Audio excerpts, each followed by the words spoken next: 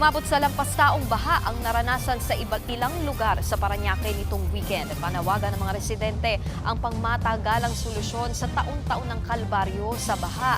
At live mula sa Parañaque, may express report si Ian Suyu. Ian, kamusta na ba ang panahon dyan at baha pa rin ba?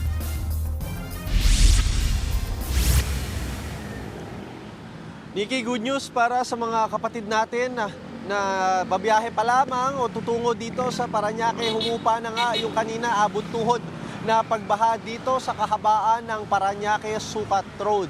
Pandang mga 5:30 or 6 o'clock ng umaga kasi nung magsimula nga lumakas yung ulan ulit at tumaas yung tubig. Pero kalauna naman ay humupa na makalipas ang ilang oras. Umabot kanina ng ankle deep o gabinti ang baha dito at sa ngayon naman ay passable na itong kalsada para sa lahat ng mga behikulo, mga sasakyan.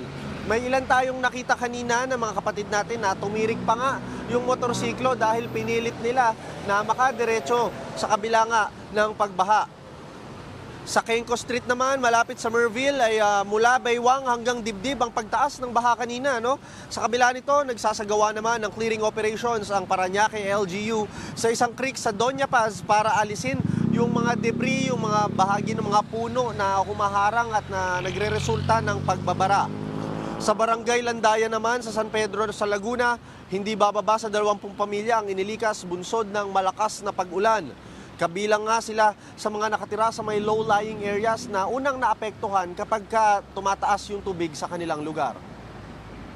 Nikki, as of 6 a.m. kanina, ayon sa Parañaque LGU, may 12 kalsada sa 6 na barangay na naapektuhan nga ng pagbaha. At sa ngayon naman, medyo sumisilip na yung araw, Ngunit medyo malakas pa rin naman yung hangin. At paalala na rin natin sa ating mga kapatid dahil kanina kapansin-pansin na nung bumabaha ay marami yung mga talagang naglalakad pa rin at sinusuong yung mataas na tubig at tinatanggal nila yung kanilang mga sapatos. Nakapaala lamang silang sumuong dito kanina. Kaya't paalala po natin sa ating mga kapatid, sakali man po na magkakaroon uli ng pagbaha, panatilihin pong ligtas ang ating mga sarili. Magsuot po ng bota kapag tatawid para maiwasan na makakuha ng leptospirosis. Yan muna ang latest mula dito sa Parañaque. Nikki? Yan ang express report ni Ian Suyu, live mula sa Parañaque. Mga kapatid, Nikki de Guzman po. Para sa pasada ng mga rumaratsyadang balita, mag-follow at mag-subscribe na sa social media pages ng News 5.